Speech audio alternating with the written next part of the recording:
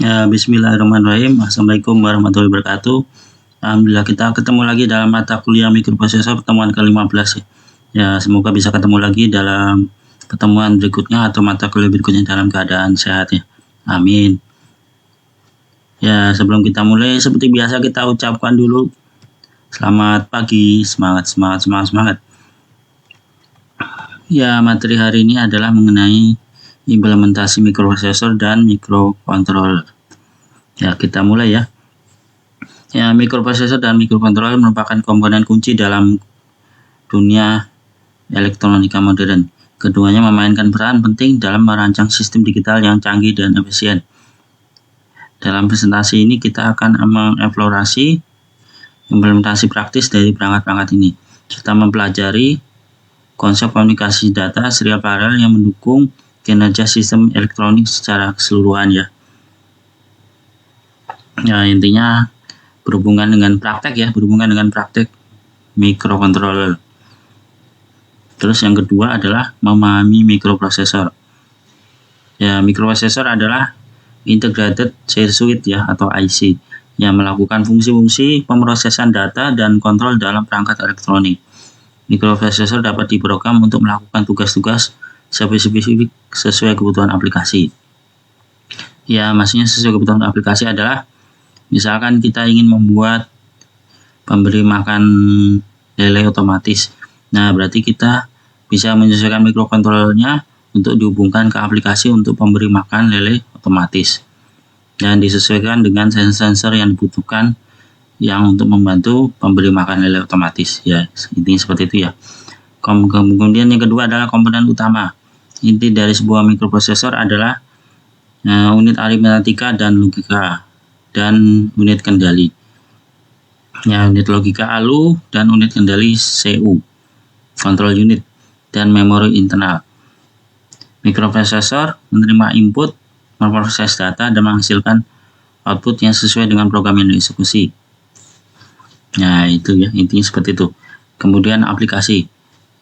Mikroprosesor digunakan secara luas sebagai perangkat elektronik seperti komputer, industri, peralatan medis, dan sistem kontrol.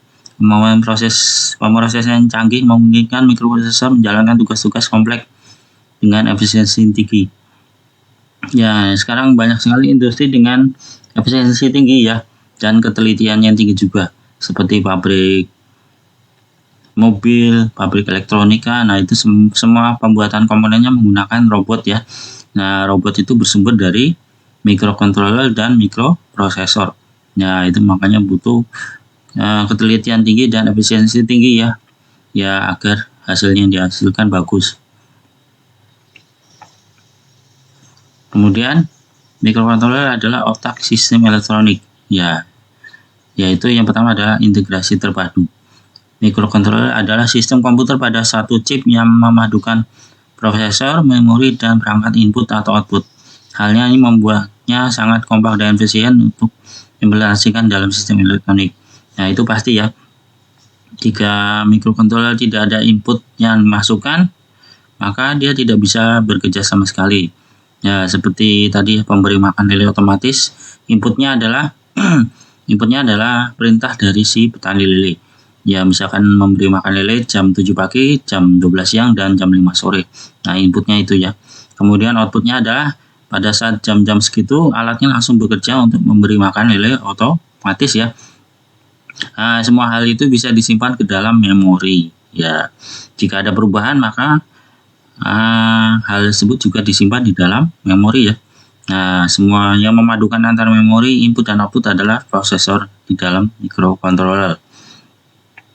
Kemudian pemrograman fleksibel. Mikrokontroller dapat diprogram untuk melakukan tugas-tugas yang beragam, mulai dari kontrol sederhana hingga pemrosesan data yang kompleks. Ya, fleksibilitas ini memungkinkan desain sistem yang adaptif dan inovatif. Ya, dari tugas-tugas yang sederhana, contohnya tadi ya, memberi makan ikan, memberi makan ayam atau macam-macam, itu adalah tugas yang sederhana. Kalau data yang kompleks misalkan itu ya seperti tadi seperti pembuatan mainboard komputer di dalam pabrik. Nah, itu semuanya dikerjakan pakai tangan robot. Nah, itu termasuk itu ya, pemrosesan tugas yang kompleks atau data yang kompleks. Terus yang ketiga adalah aplikasi luas. Microcontroller digunakan secara luas dalam berbagai perangkat elektronik seperti peralatan rumah tangga, otomotif, industri, dan sistem embedded lainnya. Kemampuannya unik sehingga membuatnya ideal untuk mengendalikan dan memantau sistem-sistem kompleks. Ya, peralatan rumah tangga yang sudah ada elektroniknya banyak sekali ya, seperti microwave ya. Ya, terus alat memasak nasi otomatis. Nah, itu kan sudah ada microcontrollernya. Kalau otomotif ya sudah banyak sekali ya, seperti apa tuh mobil-mobil balap itu sudah dipasangi microcontroller ya.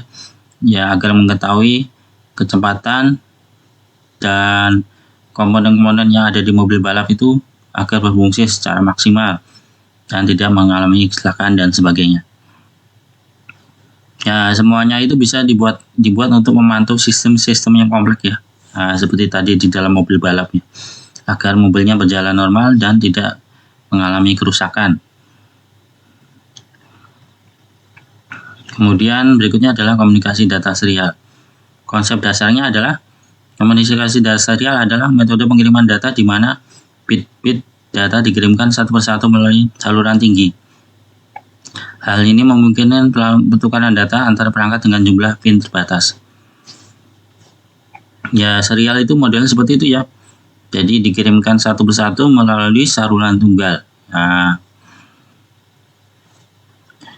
kemudian protokol komunikasinya adalah menggunakan protokol terstandarisasi seperti WART, SPI, dan I2C yang mendefinisikan format data, sinyalan, sinkronisasi, dan aturannya untuk memastikan data yang handal. Kemudian implementasi praktisnya adalah komunikasi data serial banyak digunakan dalam aplikasi embedded seperti microcontroller karena membutuhkan sedikit pin dan kabel. Ya, hal ini memudahkan desain rangkaian dan mengurangi kompleksitas sistem. Ya, jadi banyak digunakan ya karena sedikit pin dan sedikit kabel ya. Nah, itu ya. Jadi lebih kompleks, sistemnya lebih kompleks. Ya, biasanya banyak digunakan. Kemudian berikutnya adalah komunikasi data paralel. Nah, komunikasi data paralel adalah metode pengiriman data di mana beberapa bit dikirimkan secara bersamaan melalui beberapa saluran terpisah. Nah, ini berbeda dengan si serial ya. Kalau serial banyak yang dikirim tapi melewati satu jalur. Kalau di paralel dikirim bersamaan juga tapi melalui beberapa saluran. Nah, itu ya. Bedanya tadi yang serial dikirim lewat satu saluran. Kalau yang paralel dikirim melewati beberapa saluran. Nah, jadi ini memungkinkan pengiriman data yang lebih cepat ya dibandingkan yang serialnya. Nah, keunggulannya adalah seperti kecepatan transmisi yang lebih tinggi, sinkronisasi yang lebih mudah, dan kemampuan mengirim informasi yang lebih kompleks.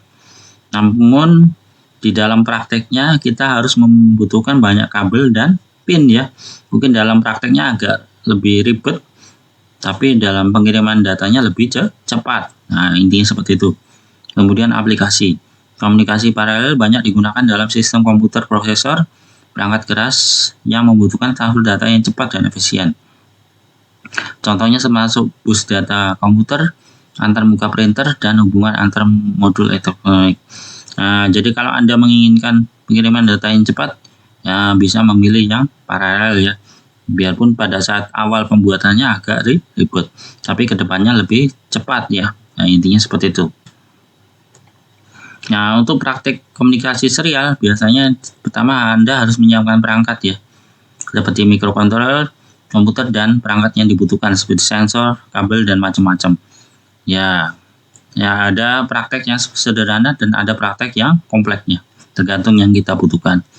Kemudian konfigurasi komunikasi. Tentukan parameter komunikasi serial yang akan digunakan seperti kecepatan transmisi, format data, dan kontrol aliran. Pastikan pengaluran pada kedua perangkat sama. Kemudian pemrograman komunikasi. Tulis kode program untuk mengirim dan menerima data melalui proses serial. Gunakan pustaka atau fungsi bawaan bahasa pemrograman untuk mempermudah implementasi komunikasi serial ya. Nah, untuk kode programnya bisa menggunakan itu ya, seperti biasanya menggunakan bahasa C. Nah, terus melewati biasanya port serial ya. Nah, itu. Terus yang keempat adalah pengujian dan troubleshooting. Nah, setelah alatnya selesai dirangkai, biasanya kita harus melakukan pengujian ya agar komunikasi serialnya berjalan lancar. Jika ada masalah, periksa lagi itu ya konfigurasi perangkatnya, mungkin ada yang salah pemasangannya atau salah jalurnya atau gimana, agar bisa mengatasi masalah yang ada. Kemudian praktek komunikasi paralel. Yang pertama adalah pemilihan antarmuka paralel. Tentukan antarmuka paralel yang sesuai dengan kebutuhan aplikasi seperti bus data komputer, port printer, dan konektor modular khusus. Ya, terus Anda harus bisa mempelajari spesifikasi dan protokol yang akan dibutuhkan atau digunakan. Kemudian perancangan perangkat keras. Rancang rangkaian elektronika untuk mengimplementasikan komunikasi serial.